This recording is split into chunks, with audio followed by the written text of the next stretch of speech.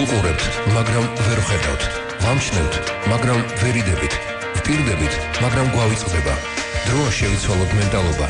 დროა გავიგოთ მათზე მეტი და უთხრათ, ჩვენ აქ ვართ. ფართომასშტაბიანი სოციალური რადიო პროექტი იმედზე. ნინო მეუნარგიასთან ერთად. ჩვენ აქ ვართ. მოგესალმებით, ეთერშია სოციალური ток-შოუ ჩვენ აქ ვართ. მე ნინო ვარ მეუნარგია. რაც შეეხება დღევანდელ გადაცემას, მინდა გითხრათ, რომ ძალზედ მნიშვნელოვანია საკურველია განსაკუთრებით შეზღუდული შესაძლებლობების მქონე პირთათვის. იცით თუ არა, როგორ დაიცვათ შშმ პირთა უფლება და ქონება. რას ითვალისწინებს კანონმდებლობა, როცა სანოტარო მოქმედებას მისი უფლებისა და ქონების დასაცავად შეზღუდული შესაძლებლობების მქონე პირი ასრულებს.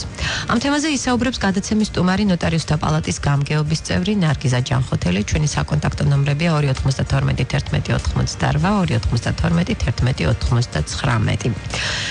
ქალბატონ ნარგიზა, მოგესალმებით, დიდი მადლობა სტუდიაში მობრძანებისთვის, ვიცი გადაცემა ძალზედ საინტერესო იქნება, თემა ძალზედ აქტუალურია. მოგესალმებით, მეც მადლობა მოწვევისთვის. შეზღუდული შესაძლებლობების მქონე პირთა უფლებების შესახებ გაეროს 2006 წლის კონვენციის რატიფიცირების შემდგომ ქართულმა სახელმწიფომ ამ ადამიანების თანაბარი უფლებების უზრუნველყოფის ვალდებულება საკუთარ თავზე აიღო. დამეთანხმებით, ერთ-ერთი უმნიშვნელოვანესი საკითხი ამ ადამიანებმა თავიანთ უფლებების შესახებ იცოდნენ, ხო? ფლობდნენ ინფორმაციას. ჩვენი საუბარი მინდა დავიწყოთ იმით, თუ რას ითვალისწინებს კანონმდებლობა, როცა სანოტარო მოქმედებას შეზღუდული შესაძლებლობების მქონე პირი ასრულებს. კიდევ ერთხელ მოგესალმებით, მივესალმებით ჩვენს რადიო მსმენელებს. მინდა გითხრათ, რომ შეზღუდული შესაძლებლობის მქონე პირები სამოქალაქო სამართლებრივი ურთიერთობის ისეთივე მონაწილეები არიან, როგორც ყველა სხვა ჩვეულებრივი ადამიანი და ჩვეულებრივი პირი. შესაბამისად, კანონმდებლობა ამ კუთხით შეზღუდული შესაძლებლობის მქონე პირების სამოქალაქო სამართლებრივ ურთიერთობაში მონაწილეობისთვის გარკვეულ რეგულაციებს ადგენს, რათა მათი უფლებები არ იყოს დარღვეული და მათ არ მიადგეთ გარკვეული ზიანი იმ საქმიანობის მოქმედების განხორციელებისას, როდესაც ისინი ახორციელებენ ამა თუ იმ დოკუმენტის შედგენის ან გარიგების დამოწმების დროს.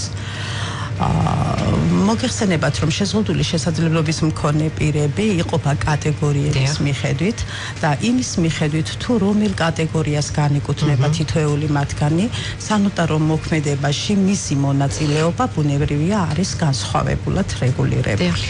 რაც შეეხება ამ ადამიანების სანოტარო მოქმედებაში მონაწილეობაზე, ჩვენ ვისაუბრებთ რა საკურველია და კატეგორიებს განვიხილავთ, მაგრამ მანამდე მინდა გითხოთ, ანუ რამდენად ფლობენ ინფორმაციას აი ამ სიახლის შესახებ, თუ იცით, თავად შეზღუდული შესაძლებლობების მქონე პირები.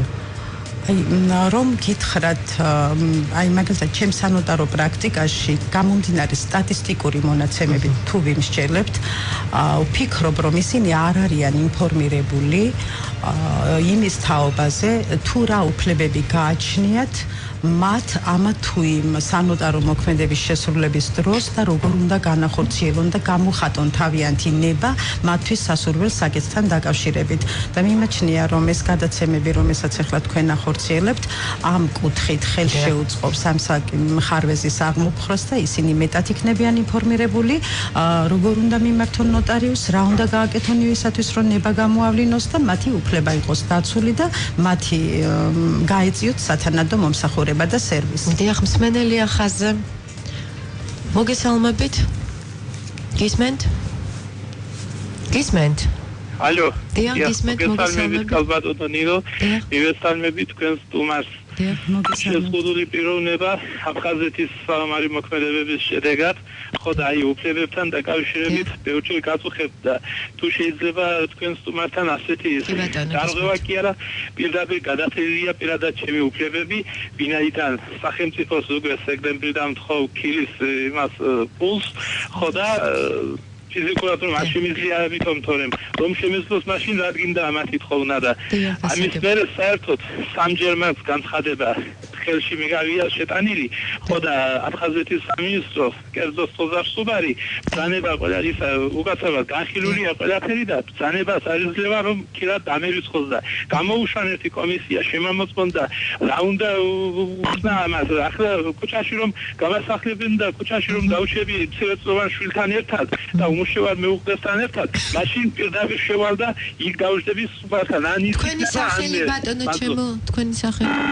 დიახ გასაგებია ამ ადამიანის მდგომარეობა მაგრამ ალბათ ვერ გაიგო ჩვენ სანოტარო მომსახურებაზე ვსაუბრობთ უშუალოდ ხო და ამ შეკითხვაზე თქვენ პასუხს ვერ გასცემთ რა თქმა უნდა რამდენადაც მე მივხვდი მას აქ ქირის პრობლემა და სოციალური მომსახურების კუთხით შესაბამისმა უწყებებმა ნამდვილად უნდა გამოიჩინონ გულისხმიერება და დაეხმარონ მათ მაგრამ მე ვიმეორებ რომ დღეს ჩვენ ვსაუბრობთ შეზღუდული შესაძლებლობების მქონე პირთა სანოტარო მომსახურებაზე ხო და იმ სიახლეზე რაც უკვე დაინერგა და მისასალმებელია თქვენ ბრძანეთ რომ ამ ადამიანების მომსახურება რასაკვირველია კატეგორიების მიხედვით ხდება იქიდან გამომდინარე რომ სხვადასხვა შეზღუდვებზეა საუბარი როდესაც ამ თემზე ვსაუბრობთ ხო უპირველეს ყოვლისა მე მაინტერესებს როგორ ხდება უსინათლო პირების მომსახურება კატეგორიების მიხედვით არის დაყოფილი თქო განვაცხადე და ვიტყვი რომ ეს კატეგორიები არის შემდეგნაირად არის წერა-კითხვის მცოდნე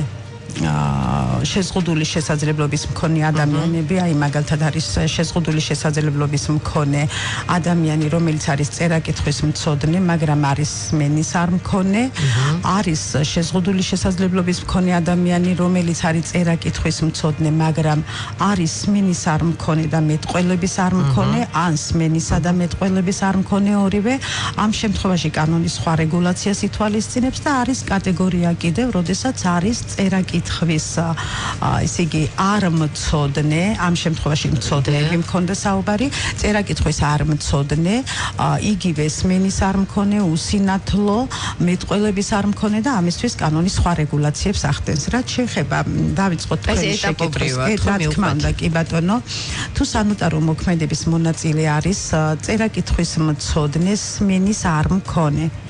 ამ შემთხვევაში ეს ადამიანი სანოტარო მოქმედებაში მონაწილეობისთვის თავად მოდის სანოტარო ბიუროში, არ არის დამატებითი პირების მოწვევა საჭირო არავისი, ვინაიდან ის არის წერა-კითხვის მცოდნე და სმენის არ მქონე, დოკუმენტს ადგენს ნოტარიუსი მისი მოთხოვნით, დოკუმენტის შედგენის შემდეგ ასეთი პირი ამ დოკუმენტს კითხულობს თავიდან ბოლომდე და აცხადებს, რომ დოკუმენტის შესაბამება მიზნებას იწონებს მას და ეთანხმება. მისი ეს განცხადება ასახულია სანოტარო აქტში და ნოტარიუსი შემდგომ ახდენს აქტის დამოწმებას. რაც შეეხება მეორე შემთხვევას, როდესაც არის წერა-კითხვის მცოდნე, სმენის არ მქონე და ასევე მეტყველების არ მქონე, ამ შემთხვევაში იგი ვალდებულია სანოტარო აქტი დგება ნოტარიუსის მიერ მისი ნების გამოვლენის საფუძველზე და მისი სურვილის შესაბამისად და იგი ვალდებულია ტექსტს რომ წაიკითხავს ბოლოში თავისი ხელით მიაწეროს რომ ეს ტექსტი სრულად ასახავს მის ნებას რაც მას აქვს სურვილი შესაბამება იწონებს და აწერს ხელს ამ მინაწერის შემდეგ ასრულებს ხელმოწერას ამ შემთხვევაში ნოტარიუსი თვითონ უზრუნველყოფს ამ პროცედურის მხარის ნების ადეკვატურად ასახვას დოკუმენტში და დამატებითი პირების მოწვევა სავალდებულო არ არის თუმცა გარემოებიდან გამომდინარე შეუძლია ნოტარიუსს სანოტარო მოქმედებაში ჩართოს მოწმე ან არ ჩართოს. კარგი, საინტერესოა, როდესაც ეს ადამიანები მოდიან, ხო, თქვენთან. მიუხედავად იმისა, რომ აბსოლუტურად თქვენ უკვე მზად ხართ, რომ დამოუკიდებლად მოემსახუროთ, ხო? ჩვენ ამ სიახლეზე ვსაუბრობთ. მოყვება თუ არა მაინც აი თანხლები პირი.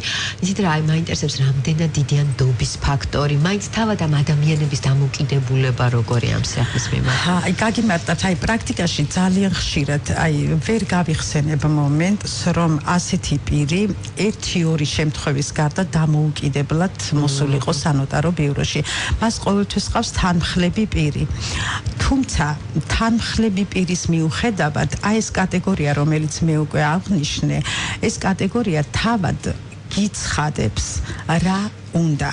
აი, აქ ყველაზე მთავარი შეზღუდული შესაძლებლობის მქონე ადამიანთან როცა გვაქვს საქმე ნოტარიუსს, ყველაზე მთავარი და ამოსავალი არის ქმედუნარიანობის საკითხი. ასეთი საკითხი, ასეთი ადამიანები ქმედუნარიანი პირები არიან. მათ ჯანმრთელობის კუთხით ან ფიზიკური მდგომარეობიდან გამომდინარე აქვთ შეზღუდული შესაძლებლობა რომ სრულყოფილად განახორციელონ. ამიტომ შესაძლოა დამოუკიდებლად მოსვლა მან არ ისურვოს სანოტარო ბიუროში და უმეტეს შემთხვევაში თანხლები პირის თანხლებით მობრძანდებიან ხოლმე. კარგით, მაინტერესებს რამდენი ხანია რაც ეს ახლად ანერგილია? ისეთ როგორ გითხრათ ახლა შეზღუდული შესაძლებლობის მქონე ადამიანებისთვის სანოტარო სერვისი ყოველთვის იყო ხელმისაწვდომი, მინდა გითხრათ. დღეს ჩვენ უკვე 97 წელს ახალი სამოქალაქო კოდექსის შემოსვლამ განაპირობა ის რომ უფრო თავისუფალი გახდა მიდგომები. შესაბამისად ახალმა სამოქალაქო კოდექსმა ახალს ვეძახე, იმიტომ რომ იმან საბჭო ურის მერე ეს იყო უკვე მიღებული 97 წელს და შესაბამისად ამან დაარეგულირა შეზღუდული შესაძლებლობის მქონე პირების ნების გამოვლენა, როგორ უნდა ყოფილიყო ასახული, როგორ უნდა გაგვეწია მათთვის დახმარება და აი იმის მერე თითქმის ეს არის სანოტარო მოქმედების შესრულების წესის შესახებ ინსტრუქციაში.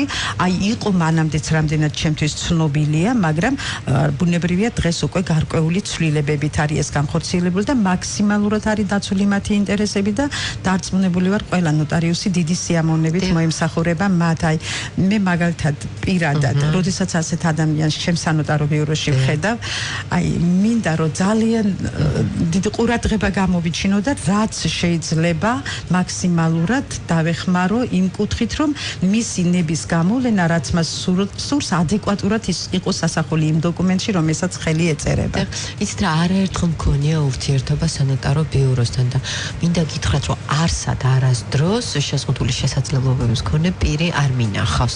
ნუ ეს ხა ის იმას არ ნიშნავს, რომ რასაკურველი ეს მომსახურება არ არის და ჩვენ საუბრობთ რომ არის, მაგრამ მაინც ეს ალბათ იშვიათი შემთხვევებია, ხო? უფრო ის ადამიანები მოდიან ან თანხმლებ პირთან მოდიან, ან ადამიანები რომელთაც ან ენდობიან, ხო, რაღაც მაინც რაღაც უნდა გავაკეთოთ, რომ ეს ისე ამოქმედდეს, რომ ფართო მასშტაბი მიეცეს, ხო? რა თქმა უნდა, განვმარტავ და გიპასუხებთ და განვაცხადებ, რომ ასეთი ადამიანები ძირითადად სანოტარო მოქმედებებს ასრულებენ.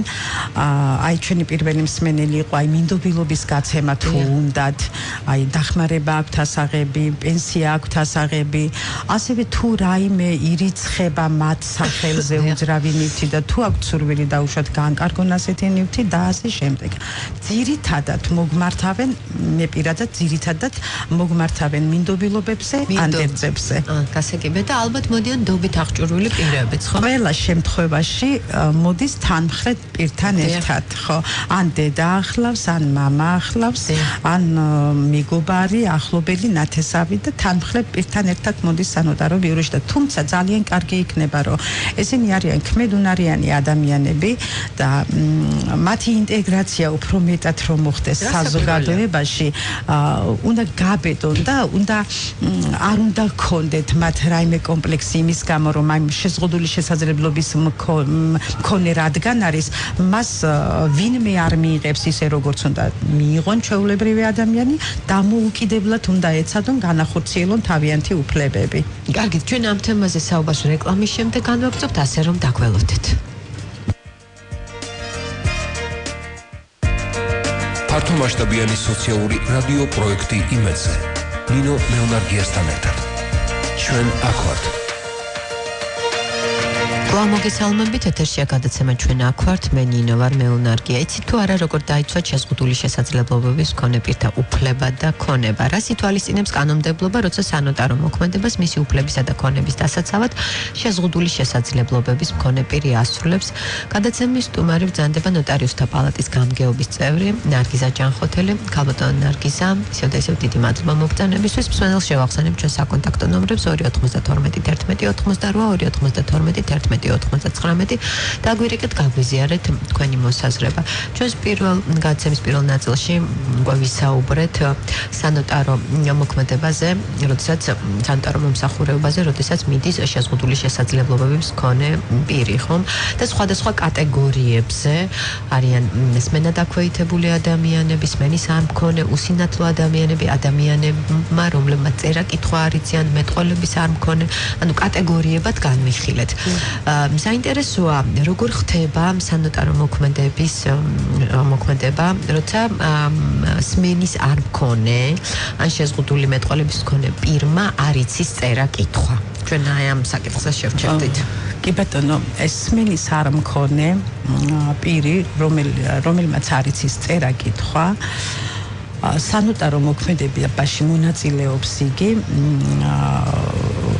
მოწმისა და ორი მოწმის თანდასწრებით სრულდება სანოტარო მოქმედება, როდესაც არის წერა-კითხვის უცოდინარი და ასევე სმენის არ მქონე. წერა-კითხვის უცოდინარია და სმენის არ მქონე, ორი მოწმე არის აუცილებელი დაესწროს, ასევე საჭიროა დაესწროს სანოტარო მოქმედებას ისეთი პირი, რომელმაც შეუძლია მას გააგებინოს საქმის არსი. და სმენის არ მქონეს გამომდინარე იქიდან იმისგან განსხვავებით წერა-კითხვის მცოდნისაგან, აქ წერა-კითხვის უცოდინარია, შესაბამისად მას წაკითხვა არ შეუძლია, ამიტომ აუცილებელია მონაწილეობა მიიღოს სანოტარო მოქმედების შესრულებაში ისეთმა პირმა, რომელსაც შეუძლია მას გააგებინოს საქმის არსი. და შესაბამისად სანოტარო მოქმედების დასრულების შემდეგ, დოკუმენტის შედგენის შემდეგ, მოწმე და ის პირი, რომელმაც მას გააგებინა დოკუმენტის შინაარსი, ადასტურებს, რომ სრულად ასახავს დოკუმენტი მის ადეკვატურნებას და მის ნაცვლად ხელს აწერენ ეს პირი და აგრეთვე მოწმე. კარგით. და რამდენად ადაპტირებულია სანოტარო ბიურო ამ შემთხვევაში, როდესაც დავუშვათ უსინათლო ადამიანი აწერს ხელს, როგორ ხდება? აი, როდესაც უსინათლო ადამიანი, აქაც მნიშვნელოვანია ორი მომენტის გამოყოფა. ერთი, როდესაც უსინათლოა და წერა-კითხვის მცოდნეა, მეორე, როცა უსინათლოა და წერა-კითხვის არ მცოდნეა. კი, რა თქმა უნდა. როდესაც წერა-კითხვის მცოდნე უსინათლოა, ის ამ შემთხვევაში თვითონ კითხულობს დოკუმენტს. თვითონ ვერ კითხულობს უკაცრავად, წერა-კითხვის მცოდნეა, მაგრამ უსინათლოა. ამ შემთხვევაში ნოტარიუსი ვალდებულია მას თავად წაუკითხოს დოკუმენტის ტექსტი თავიდან ბოლომდე, მისცეს განმარტებები, აღნიშნოს მისი ნება ამ დოკუმენტში და შემდგომ უკვე თუ ის წერა-კითხვის მცოდნე პირია, ხელის მოწერა მას შეუძლია დამოუკიდებლად და აწერს ხელს დოკუმენტს. უბრალოდ აქ პროცედურულად ნოტარიუსი თავის თავზე იღებს უკვე ამ პროცედურას და უთითებს რა ადგილას დასვას დადოს მან ხელი, რომ მისი ხელმოწერა შეასრულოს. ასეთი მოქმედების შესრულებას ესწრება არანაკლებ ერთი მოწმე და იმ შემთხვევაში თუ დაუშვათ ასეთი პირი ხელმოწერა თუ არ შეუძლია თვითონ და წერა-კითხვის არ მცოდნეა, საერთოდ და უსინათლოა, მოწმის გარდა აუცილებელია სანოტარო მოქმედებას დაესწროს პირი, რომელიც იქნება ხელმომწერი პირის სტატუსით. ანუ ეს ადამიანი თვითონ აცხადებს, რომ ჩემს ნაცვლად დოკუმენტზე ხელს მოაწერს ეს.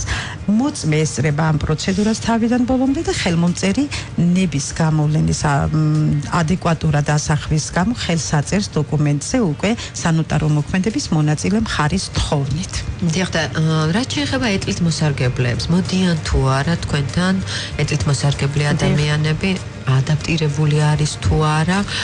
აი ამ შემთხვევაში რა ხდება? ჩვენ ვისაუბრეთ უსინათლოებზე, სმენა დაქვეითებულებზე, სმენის არ მქონეებზე, აი ამ შემთხვევაში რა ხდება?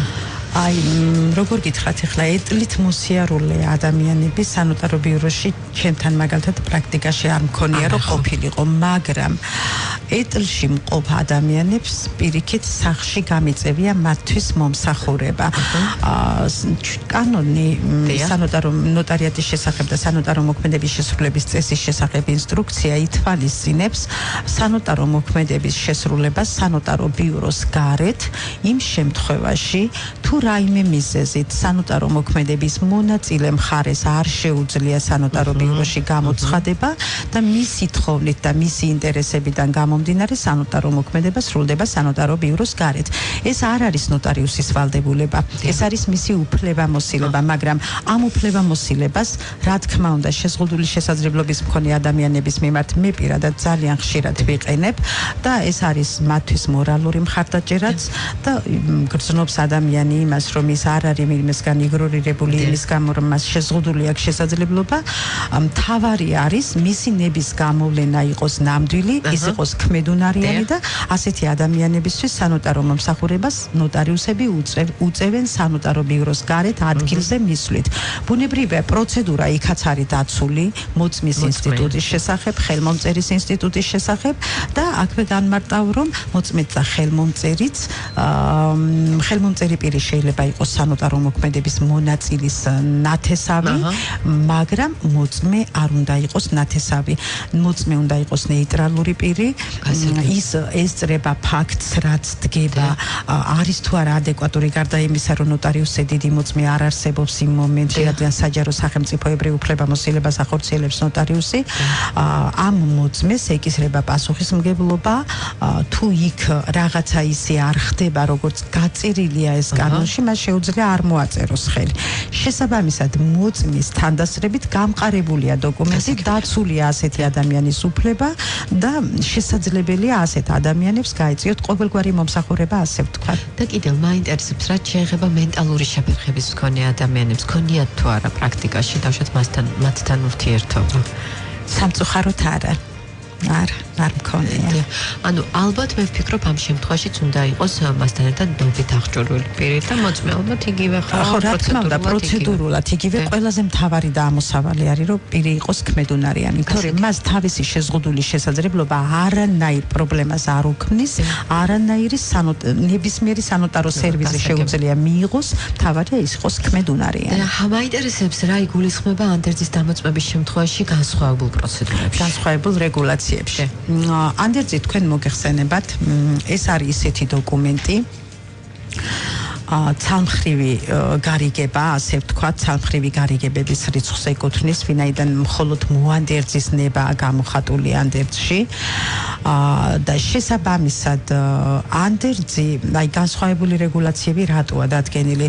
ანდერძი, როდესაც ძალას იძენს რა კუთხით? ანუ სამემკვიდრეო უფლებების წარმოშობის მომენტი რო ხდება, ეს არის ის მომენტი, როცა მოანდერძი, ანუ მამკვიდრებელი უკვე გარდაცვლილია.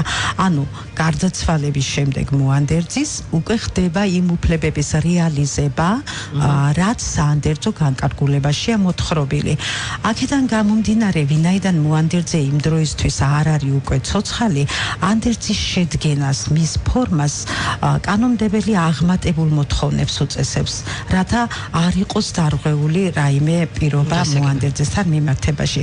გამომდინარე აქედან, ესე იგი, ანდერძი შეიძლება შეადგინოს შეზღუდული შესაძლებლობის მქონე პირმა და განსხვავებული რეგულაცია იმას გულისხმობს, რომ თუ ეს პირი არის დაუშვათ იგივე სმენა დაქვეითებული, თუ ეს პირი არის მეტყველების არ მქონე, თუ ეს პირი არის უსინათლო და ასე შემდეგ, აი რაზეც ჩვენ ვისაუბრეთ ზოგადად, ასეთ შემთხვევაში საანდერძო განკარგულება უნდა შედგეს ორი მოწმისა და ისეთი პირის მონაწილეობით, რომელსაც შეუძლია, ასე ვთქვათ, რომელმაც იცის მეტყველების არ მქონე პირის ენა, ასეთი პირის მონაწილეობით უნდა შედგეს სანოტარო მოქმედება და სანოტარო მოქმედების შედგენის დროს ამ პირებს აქვთ გარკვეული პასუხისმგებლობა, რომ მათ პრაქტიკულად მოანდერძის ნაცვლად აი პირისგან რომელმაც იცის მისი ენა ნოტარიუსი მასთან ამყარებს კონტაქტს